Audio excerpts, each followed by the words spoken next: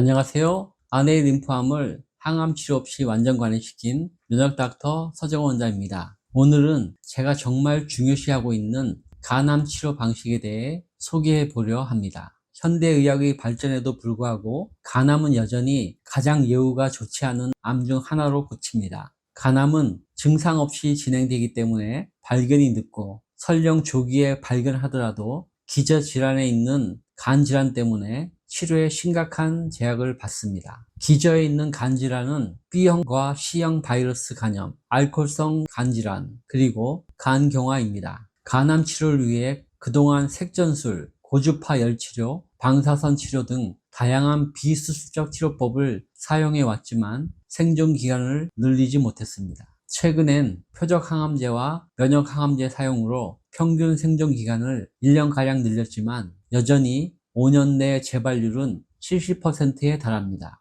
간암의 오전 생존율은 현재도 40% 미만이고 다른 암에 비해서 현저히 낮은 편입니다. 간암 치료의 성공률이 낮은 것은 간암 치료를 어렵게 만드는 근본적인 4가지 핵심 요인이 있기 때문입니다. 간암 치료의 가장 근본적인 어려움은 암이 이미 만성 질환으로 손상된 간에서 발생하기 때문입니다. 국내 간암 환자의 90% 이상이 만성 간염이나 간경화를 동반하고 있어서 치료 전략을 짜기 어렵습니다. 환자는 암이라는 적과 동시에 기저 간 질환으로 인한 간 기능 저하라는 또 다른 적과 싸워야 합니다. 간암 환자가 암 치료를 견뎌낼 수 있는지 여부는 암의 병기도 아니고 의지도 아닙니다. 전적으로 남아있는 간 기능에 의해서 좌우됩니다. 간 수술은 가장 효과적인 치료법입니다. 하지만 대부분의 간암 환자는 간 기능이 저하되어 있어서 수술 자체가 불가능한 경우가 많습니다. 건강한 간은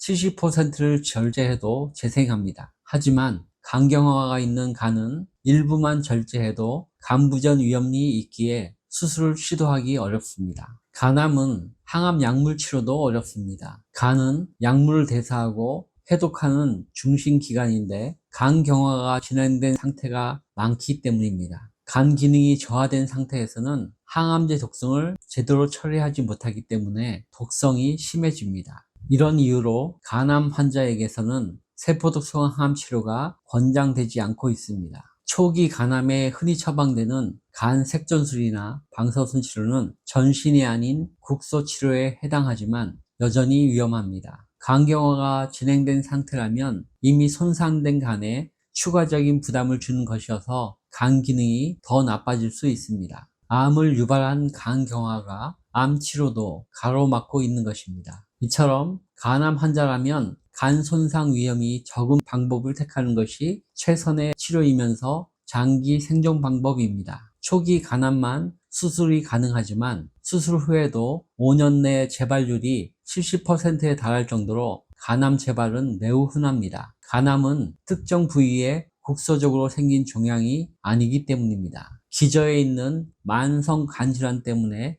간 전체는 간암 발생 위험에 높은 지뢰밭입니다. 수술로 암 덩어리를 성공적으로 제거하더라도 남아있는 병든 간 조직에서 새로운 암이 계속해서 생겨날 수 있습니다. 이런 이유로 간 전체를 교체하는 간 이식만이 장기 생존을 보장해 줄 수 있습니다. 간암의 예후를 악화시키는 또 다른 결정적 원인은 발견이 매우 어렵다는 것입니다. 간은 침묵의 장기여서 간 기능의 7, 80%가 손상될 때까지 특별한 증상이 없습니다. 상당 부분 손상된 상태에서도 필수 기능을 수행할 수 있어서 종양이 많이 커질 때까지 불편감이 없습니다. 간엔 통증을 느끼는 신경도 없습니다. 간암이 10cm 정도 커져 주변 장기를 압박하거나 침범해야만 통증이 나타납니다. 피로감, 체중 감소, 소화불량 등은 암의 특징적인 증상이 아니고 모호한 증상입니다. 이런 모호한 증상이 나타나거나 황달이나 복수와 같은 명확한 증상이 나타났을 때는 이미 상당히 진행된 경우가 대부분입니다. 그래서 대부분의 간암 환자는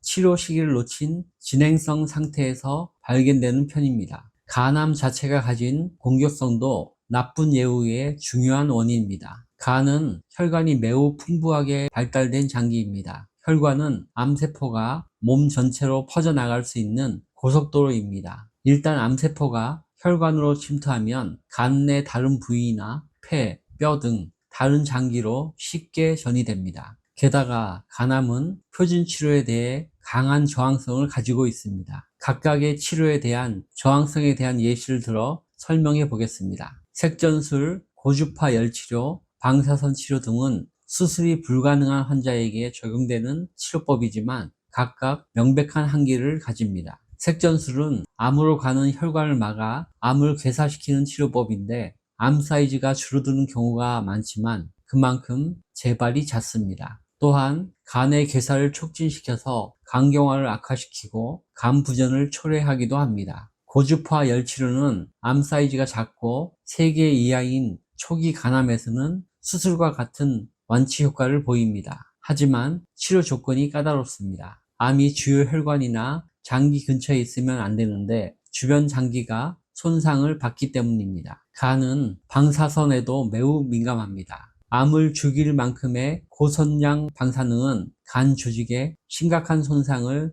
유발할 수 있어서 위험합니다. 또한 간암세포는 약물 저항성이 강해서 세포독성 항암제에는 거의 반응하지 않습니다. 전이성 간암에서는 표적 항암제나 면역 항암제를 사용하지만 생존 기간을 수개월 혹은 1년가량 연장시킬 뿐입니다. 최근 양성자와 중입자 치료법이 주목을 받고 있지만 국소 고형암에만 효과가 있습니다. 치료로 인해서 암이 간단히 없어지는 것 같지만 재발은 숙명입니다. 비싼 가격 때문에 상위 1%를 위한 치료일 뿐입니다. 이처럼 간암 치료가 어려운 이유는 어느 한 가지 문제 때문이 아닙니다. 지금껏 배운 내용을 간략히 정리해 보겠습니다. 첫째 이유는 만성간질환이라는 병든 토양이 간암 치료의 발목을 잡고 있기 때문입니다. 둘째 이유는 암을 조기 발견해 수술하더라도 재발을 잘하기 때문입니다. 셋째 이유는 간암은 증상 없이 서서히 진행되기 때문에 많은 경우 3기 이상 진행된 상태에서 발견된다는 점입니다. 국소 치료의 기회를 놓치는 것이죠. 넷째 이유는 간암을 치료할수록 다른 곳으로 전이할 가능성이 높아진다는 점입니다. 암의 전이는 생존을 위한 전략 중 하나입니다. 간암은 표준 치료만으로 장기 생존이 불가능합니다. 그럼 어떻게 치료해야 장기 생존 가능성을 높일 수 있을까요? 저는 앞에서 간암 환자가 암 치료를 견뎌낼 수 있는지 여부는 전적으로 남아있는 간 기능에 의해 좌우된다고 말씀드렸습니다.